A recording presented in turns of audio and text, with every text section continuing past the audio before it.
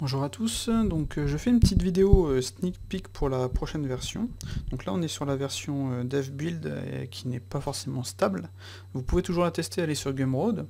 Donc il y a quand même encore des petites erreurs à corriger, etc. Mais c'est le but, hein, on ajoute les options, puis on voit ce qui déconne et on corrige, etc. quoi. Donc n'hésitez pas à tester et faites-nous des rapports de bugs si possible, ce serait bien. Donc sur le forum Blender Lounge ou alors sur Blender Artist, c'est comme vous voulez. Et sinon sur la page Facebook, ça dépend si vous l'avez aussi. Voilà. Donc, qu'est-ce qu'on a ajouté? On a ajouté en fait ceci, donc les petites flèches, comme c'est tout con, hein, c'est des petites flèches, hein, ça sert à ça. Le click to import, c'est pour cliquer, pour importer directement, comme ça vous n'avez pas besoin de réafficher l'ensemble de votre librairie à chaque fois où vous voulez importer un truc. Donc c'est beaucoup plus pratique. Enfin, j'aime bien les deux, quoi, j'utilise, enfin bref. Donc quand on fait un click to import, voilà, on a ça. On a notre asset, donc là je suis en centimètres, hein, donc ça prend de l'espace, c'est normal. D'ailleurs, elle fait combien de centimètres elle?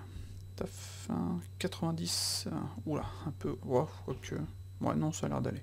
Enfin bref, donc vous avez ça, vous cliquez sur import, vous changez, vous faites là, clic sur import, vous avez votre nouvel asset, comme ça, changez, clac. Voilà. Donc c'est en fonction de la sélection, puis après vous pouvez déplacer vos éléments comme vous voulez. Clac. Voilà. C'est vraiment en fonction de ce que vous voulez. Plutôt pratique. Donc je change, on va foutre pourquoi pas ceci, paf. On est là. Voilà. Clac. Pouf.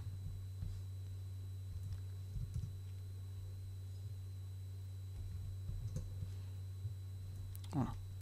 Donc comme ça, on peut le mettre, pourquoi pas ici, un truc comme ça. Puis vous ajoutez ceci, hop là, comme ça, sur le truc où vous voulez. Sinon, sur Z, on le met à 0, quoi. Voilà, puis après on le déplace. Shift D, voilà. Donc je vais pas faire ça, plutôt je vais annuler. Parce que sinon c'est pour vous montrer autre chose après. Donc comme on peut le voir, tous les éléments que j'ai ajoutés ont des shaders nommés correctement, il n'y a pas de .001, etc. Donc c'est vraiment très important pour ce que je vais vous montrer par la suite. Parce que quand vous allez pouvoir ajouter un autre asset, maintenant vous avez le choix ici, vous voyez, petit truc, d'ajouter en fait là, avec les Use Existing Materials.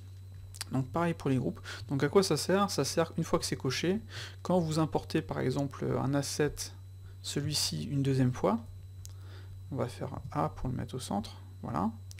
Et bien ce qu'il se passe, c'est que vous voyez, il a deux utilisateurs maintenant, donc celui-ci et celui-là, et donc vous pouvez ajouter autant d'objets que vous le désirez. À partir du moment que vos shaders sont correctement nommés, donc sans les .001, etc., et bien tous les éléments que vous allez ajouter vont utiliser les mêmes shaders. Donc là on a 5 chaises, donc 1, 2, 3, 4, 5, qui utilisent le même shader. Donc même principe pour les groupes. Donc pareil, il ne faut pas du .001, .002, il faut vraiment renommer vos groupes correctement. Donc, enfin voilà. Et ça fonctionne direct, quoi. Donc c'est plutôt pratique. Ensuite on a le Use Active Layer, donc ça c'est quand vous allez sélectionner plusieurs layers par exemple, vous voyez ça. Vous allez importer un objet, et vous voyez maintenant cet objet-ci, il est dans différents layers. Voilà. Donc c'est vraiment en fonction de ce que vous voulez faire. On peut le remettre sur le layer 1, voilà, comme ceci. C'est vraiment en fonction de ce que vous voulez faire, et c'est plutôt pratique. Donc qu'est-ce qu'on a d'autre? On a les éléments de display, donc pour afficher le nom ici, vous voyez, clac. Sinon on l'enlève dans la preview, et vous l'avez là. C'est vraiment ce que vous préférez, c'est plutôt... Moi j'aime bien être comme ça. Je préfère l'avoir dans la preview, et voir mon truc comme ça. Après je peux aller me chercher par exemple ceci, je vais le déplacer, on va le foutre pourquoi pas ici, voilà. Et ça fonctionne bien, quoi. Après vous pouvez ajouter les éléments pareil sur votre sélection. C'est plutôt pratique. Et donc comme vous le voyez, j'ai utilisé j'ai le même matériau pour tous les éléments. Voilà, donc maintenant si je le resélectionne, il n'y en a plus qu'un, donc voilà. Et c'est plutôt pratique. Voilà. Donc qu'est-ce qu'on a d'autre de plus? À part ça, pas grand chose, juste peut-être ceci. un petit truc comme ça, histoire de bosser en full screen. Donc on a mis CTRL double clic, Voilà, comme ça vous pouvez choisir en fait en fonction des éléments. Vous cliquez sur import, vous faites OK. Par contre les éléments Chocofur ont une taille vraiment toute petite. Il faudra que je les mette à la bonne taille. Voilà. Et vous avez votre élément directement, quoi. Yep. Donc là, vous choisissez. Par exemple, on va prendre ça. On fait OK. On va faire G, CTRL. On va venir les placer CTRL où on veut. Puis il faut jouer sur la taille, bien entendu. Vous voyez, ça marche. Choisis autre chose, par exemple. Qu'est-ce qu'on peut mettre? On peut prendre ça. Voilà. Donc G, CTRL. Hop là. J'ai fait une petite bêtise, CTRL G. Viens là, toi. Enfin, bref, sinon vous faites en fonction de la sélection directement. Ce serait un peu plus logique. D'ailleurs, je sais pas si ça va nous faire un petit bug ça. Clique sur import. Et ouais, ça nous a fait un petit bug. Ça, tiens, à noter ça. Quand on a une sélection plus une autre sélection, ça déconne. Et là, ça marche. Ok, un petit scale. Voilà. Ouais, c'est parce que les autres éléments n'étaient pas sélectionnés. En fait, il en sélectionne un seul. Ils sont vraiment pas à l'échelle, ces trucs-là. Voilà. Après, vous pouvez ajouter un petit plan. Comme ceci. Oups là. Faire votre petit rendu. Z render. Et ça marche de suite. Vous voyez, c'est impeccable.